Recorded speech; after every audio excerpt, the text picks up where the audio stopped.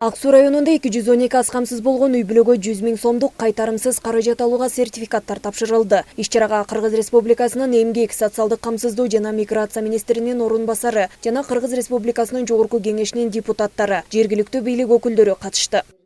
Биринчи кезекте ушул биздин Жогорку кеңештин депутаттарына ыраазычылык билдирип кетет элек.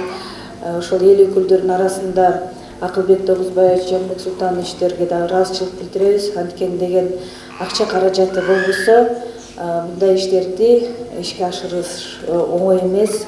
2023 жылы өлкө башчы тарабынан 10 000 үй бүлөгө социалдык келишим долбоорунун алкагында аларды жакырчылыктан чыгаруу демилгеленген. Аталган долбоор Кыргыз Республикасынын министрлер кабинетинин 2022 жылдын 15 июлундагы 385 токтомунун негизинде ишке ашып жатат. Сөз иштебаларга Салтанат эжеге чоң рахмат. Бизге ушундай эме беришти. Проект жазгыла, ушундай 100 000 алып иштесеңиздер болот деп. Биз ошого макул болуп жаздык. Ошол ойлогон эмебиз жеттик окшойт. Бүгүн ушу сертификат алла деп чакырды.